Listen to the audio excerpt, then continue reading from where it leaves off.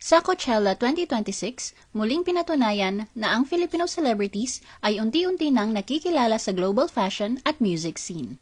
Mula sa makasaysayang performances hanggang sa mga standout festival looks, naging tampok ang presensya ng mga Pinoy artists, influencers, at personalities na nagdala ng sariling style and culture sa isa sa pinakamalalaking music festivals sa mundo. The Philippines Showbiz List presents Pinoy Celebrities sa Coachella 2026.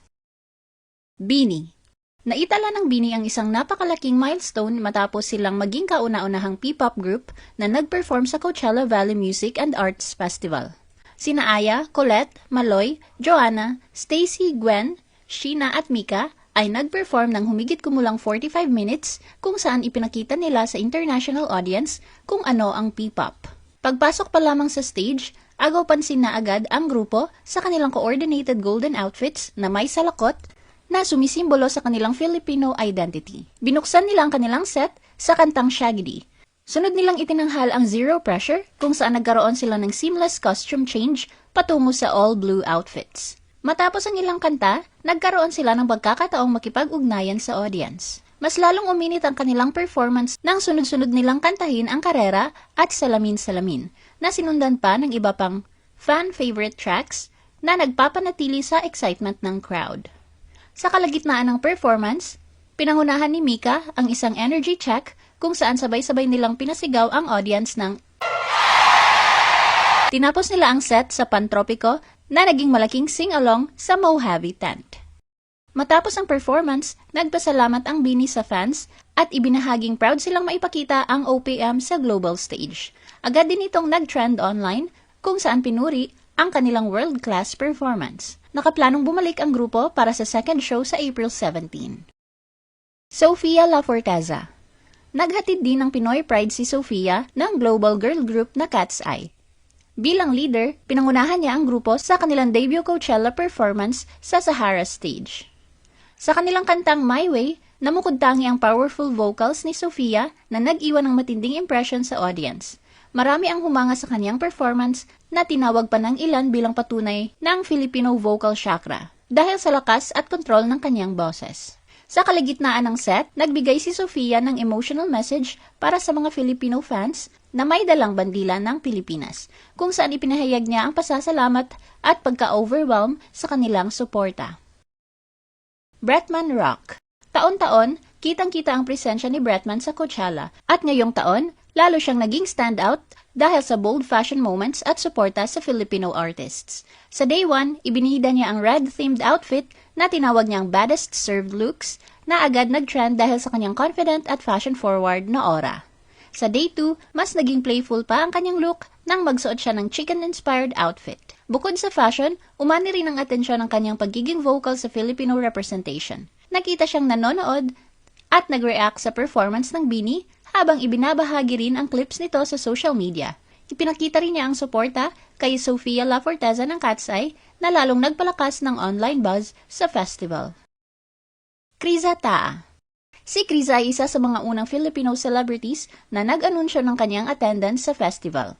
Sa kanyang social media, ipinakita niya ang paghahanda para sa kanyang flight papuntang Los Angeles at ang excitement kabilang ang kanyang preparations tulad ng beauty treatments at pag-anticipate sa kanyang outfits para sa event. Para sa kanyang Coachella Day 1 look, binida ni Criza ang western-inspired outfit na may playful at festival-ready vibe. Suot niya ang isang pink at light blue off-shoulder crop top na may puffy sleeves at bow detail sa harap, na pinartner sa light wash high-waisted denim cut-off shorts. Kinumpleto niya ang outfit gamit ang tall brown cowboy boots na nagbigay ng classic Western Festival aesthetic. Nagdagdag din siya ng accessories tulad ng gold bangles sa magkabilang wrist at isang pink bandana bilang headscarf, na lalong nagbigay ng bold at stylish na Coachella finish sa kanyang look. Maureen Robowitz. Katulad ng mga nakaraang taon, muling ipinakita ni Maureen ang kanyang signature style at presence sa Coachella 2026. Sa kanyang Instagram stories, binahagi niya ang ilan sa ganap niya sa festival, kabilang ang pagdalo sa event ng Nylon House, Road, at Camp Push. Suot ni Maureen ang long white or off-white slip dress na may soft at eleganteng festival vibe. Pinatungan niya ito ng lacy, semi-sheer fabric sa ulo at balikat, na nagbigay ng bohemian at ethereal look. Kinumpleto niya ang outfit gamit ang layered necklaces na nagdagdag ng simple pero classy na detail. Lorene Bectas, Ashley Del Mundo, Angelina, and Sam Cruz. Tunay na girls just wanna have fun ang Coachella experience para sa magkapatid na sina Angela at Sam Cruz, Ashley at Venice na magkasamang dumalo sa naturang music festival. Sa kanilang social media accounts, ibinahagi nila ang kanilang stylish Coachella fit. Si Sam ay nagsuot ng white mini dress na may bustier style top at sweetheart neckline, na may tiered skirt at lace-up eyelet details.